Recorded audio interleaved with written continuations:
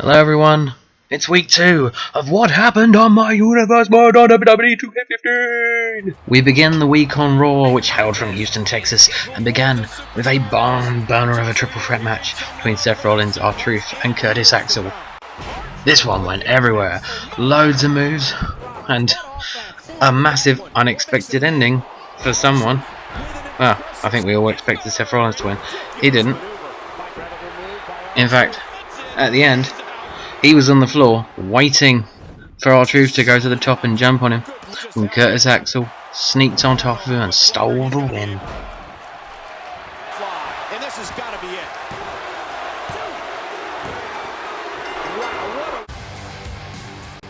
Curtis Axel's Ryback Soul Tag Team partner Ryback took on Dean Ambrose in our second match, and while Ryback got a little bit of offense in there, this is Ryback's or Ryback, not current WWE Ryback. So Dean Ambrose took over and took him down.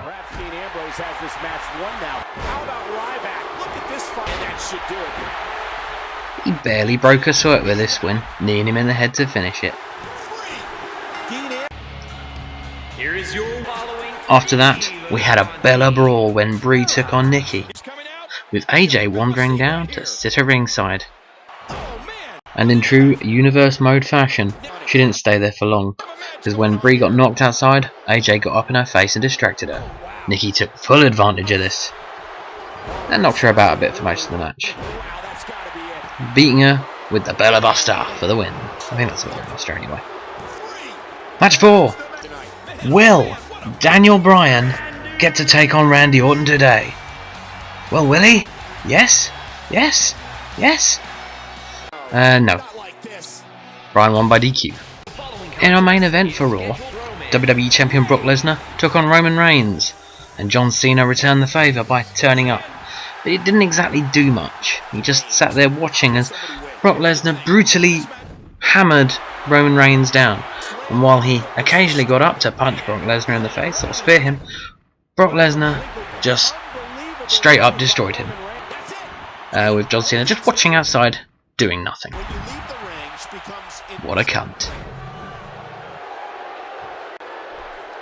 What a crafty maneuver. For Brock Lesnar. That's how you the match is over. That's all. Match comes to an end. And so Brock Lesnar stood victorious at the end of Raw. But we started main event with Rob Van Dam in San Antonio, Texas. And he took on Ric Flair. And what you see here are the two moves that Ric Flair actually managed to hit before it became the whole effing show, with Rob Van Dam taking over and hitting the 5-star frog splash for the win. He's going for the pin. What a win for... After that, Kevin Nash defended the European title for the first time against Rey Mysterio, who was in that battle royal for the European title last week. And it wasn't as one-sided as you may expect with Kevin Nash.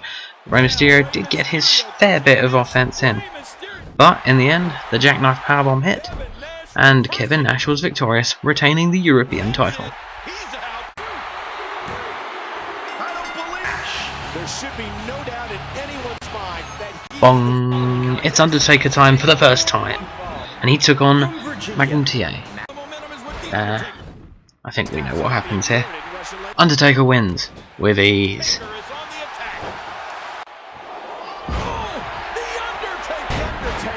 What a maneuver. The match is this. We definitely just witnessed one for the... After doing nothing on Raw while Roman Reigns was getting demolished by Brock Lesnar, John Cena popped down to main event to take care of Triple H in a tag match, as he teamed with Batista to take on Triple H and Shawn Michaels. Or at least it was a tag match up until Triple H and John Cena started brawling out the back, and the referee sent them away. In the meantime, Batista recovered from this DDT to take over and take the win against Shawn Michaels. So officially the winners were Batista and John Cena.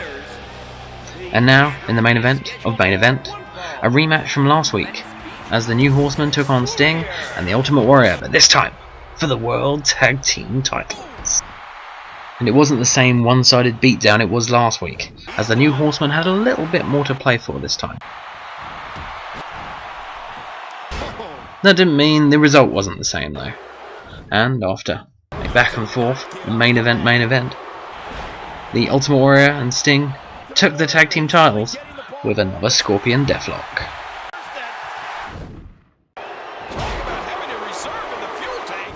Submission locked in, and this might be it. He's in perfect position, complete control.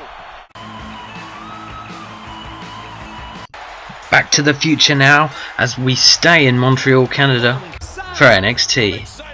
Tim Weiser was back, but this time he was taking on Sami Zayn, and after a little flurry of offense, Sami Zayn took over and showed everyone why he's fucking awesome.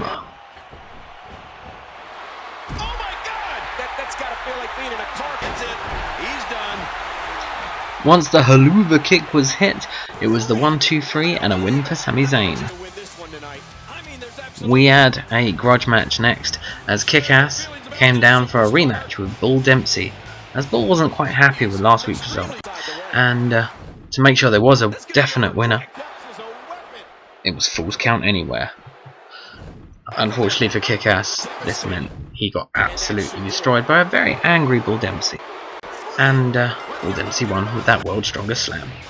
In another little continuation from last week's show, Titus O'Neil, who was accompanied by Tyson Kidd, took on Finn Balor, who was accompanied by Hideo Itami.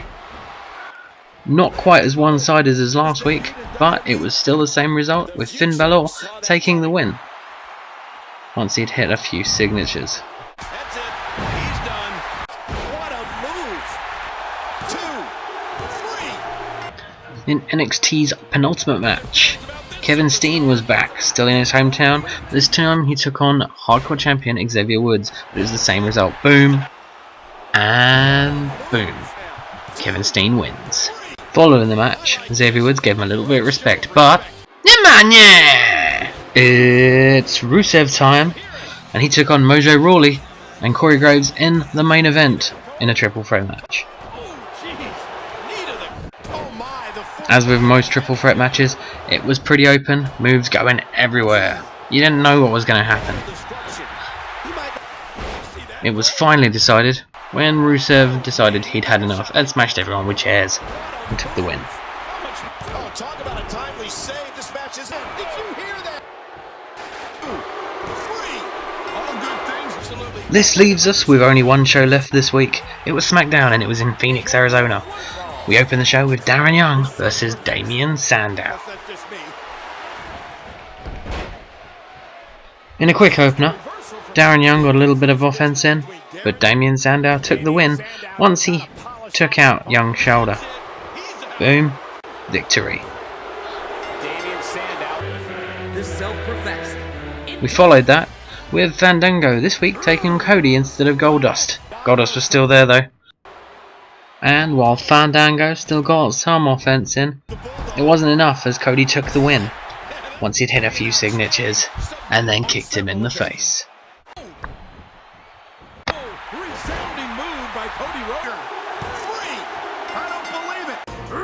After Alberto Del Rio took out Mark Henry, it was his turn to take on Big E this week.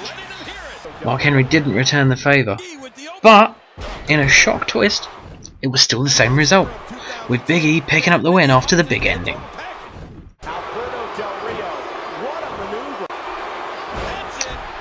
Boom. Following the match, Mark Henry came out to gloat. Alberto Del Rio wasn't facing in the right direction.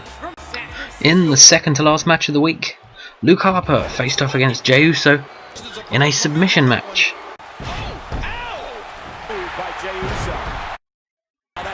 And like last time, it was back and forth with a lot more power moves going to the side of the Harper. Once all the signatures and finishes had been hit, it was up to them to hit submission moves on each other. And the one that got the win was this bear hug from Luke Harper. In the main event, Dolph Ziggler got his match with Bad News Barrett this week. But unfortunately for Bad News Barrett, he didn't quite put as much of a fight up as Cesaro did the week before, Dolph Ziggler taking the win with ease. After the match, Cesaro came out to say that he wanted Dolph's Intercontinental title. And that's what happened this week. Will Brie Bella get revenge on AJ for distracting her? Will John Cena actually help someone when he comes out? Will John Cena end this feud with Triple H? Will Alberto Del Rio and Mark Henry finally fight? And will Cesaro get his Intercontinental title shot? Find out next time on What Happened on My Universe Mode!